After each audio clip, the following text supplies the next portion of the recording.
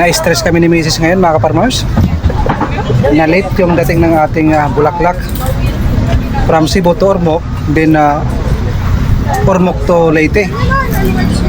Instead na darating ng 9 o'clock in the morning, na-late siya. Hindi siya naisakay, kaya dumating dito ng alas 2. Kaya ito, dumaan muna kami dito kay Lolo. Papakita ko sa inyo at relax muna ng mga siguro 20 minutes, then papunta na sa shop. Baka mamatay yung ating mga flowers kasi maglilinis pa at maglalagay pa ako sa tubig. Ibababad ko sa tubig para mabuhay yung ating bulaklak, mamukadkad. Dinit ko muna si Mrs. 20 minutes na date ang ating gagawin dahil bukas pakbakan, negosyo. Ang mangyayari, farm at saka flower shop yung ating trabaho. Busy tayo dahil darating na yung Mother's Day. Seryo, negosyante din. Masarap yung kanilang avocado shake. Masarap. Musik ka sa team camera. Ano tawag ito diyan? Say hi to my 1 million subscriber in YouTube. Lagi, pagkain na. Okay, sinawad ako. Sir, Ano tiya po? Ma'am kan Shima. Shima to man tugbang. Ito nga lalaki nga nakaitom. una ako chiki. Amo to tagya. Take out na sir ha? Oh. Meron sila dito mga isaw at mga tuhog-tuhog.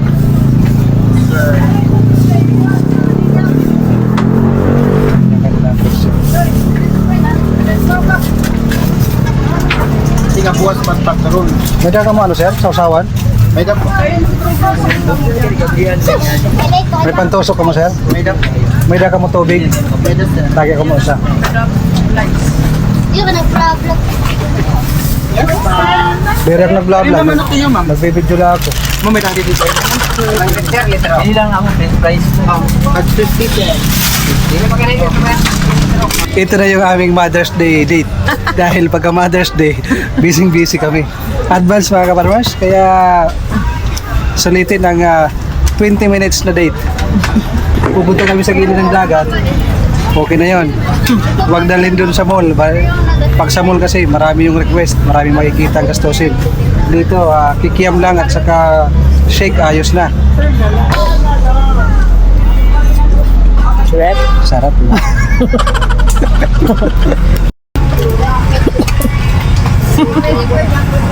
Laswit. Meron pang higad. Kati talaga yan.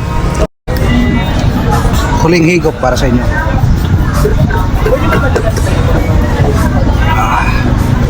Nadali ko kayo doon sa sea line. Sea line. Parang lang Qatar.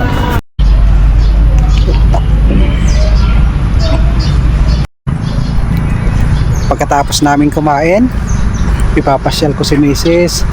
dito sa gilid ng dagat. Pagkatapos nito, magpipictorial, ipopost para makita ng kapitbahay. Tapos na ang Mother's Day date. Wala na akong utang. Ganun lang kasimple. Ang importante, nag-date. Ang memories nandyan, hindi mabubura yan. Maalala ni Mrs. pag nawala ako, dinala ko siya sa gilid ng dagat. Parang marami ditong engkanto Sabi po.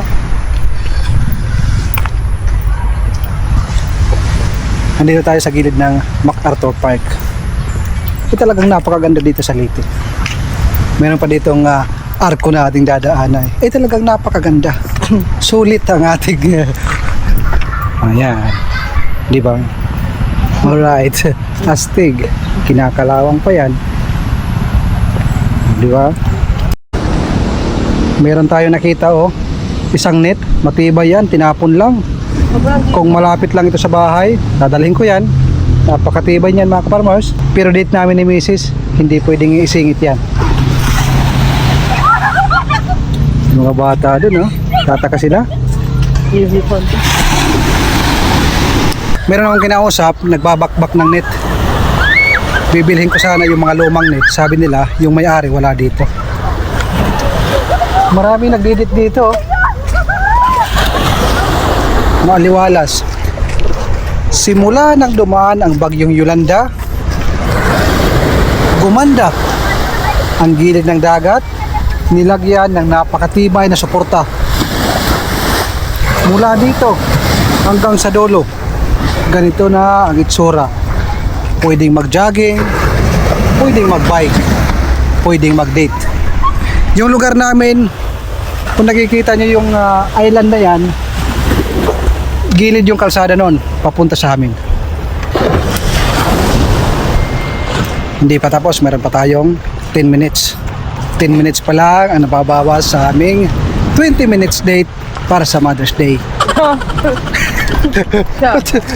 Humihirit pa si Mrs. Ba yun? Pagbigyan nyo na kami. Wala muna tayo sa farm. At Magagalit yung mga anak namin. ayun. Peace lang muna tayo pag nakita ang videos na ito. Magagalit yun. Nandun si ate na babati kay baby.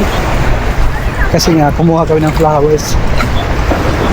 Hindi na may pasalubong naman kami shawarma. Kanina pa sana ng umaga, kaso na-delay yung aking flowers, yung shipment.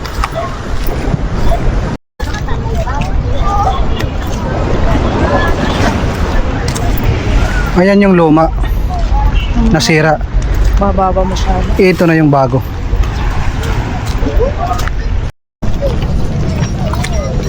Mayroong mga nagpipicture, nagtitiktok, kanya-kanyang exhibition sa kanilang buhay. Ipapakita ko sa iyo ang mga historical na mga statue.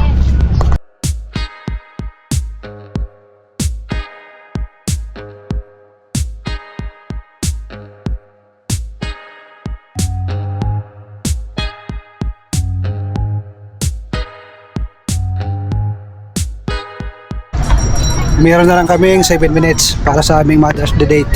Wala na. 7 minutes na lang natitira.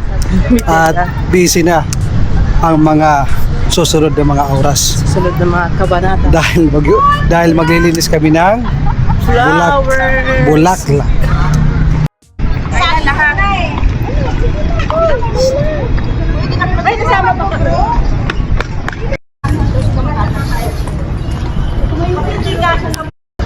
Sa dami na nagpipicture, pati security, taka-picture na rin. May sideline. Dalawa yung trabaho. Ayan ang kanilang mga nagagawa pag pupunta dito. Mga taga-ibang lugar. Si Mrs. Hindi lang siguro nakasingkwintang balik na dito. Marami.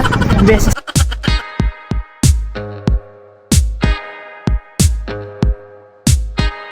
Tatlong minuto na lang ang titira. Mga 50 hakbang na lang yan.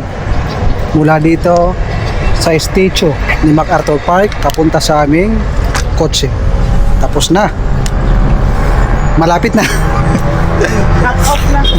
Malapit na mag-cut off. Pero bago mag-cut off, ito ang mga memorable na mga sulat.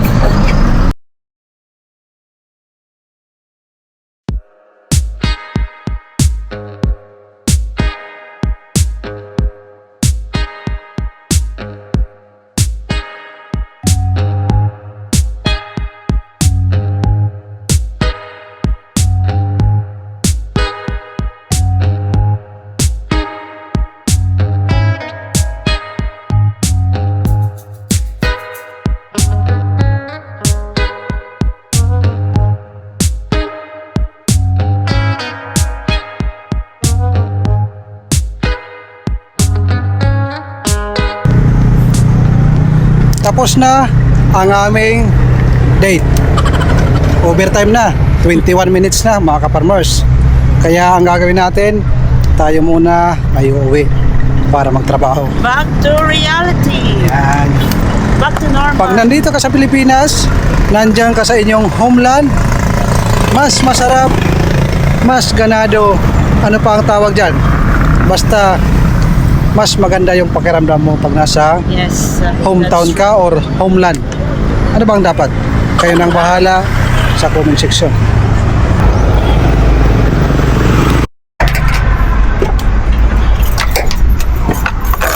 Oh my God. Napakahirap maging lalaki.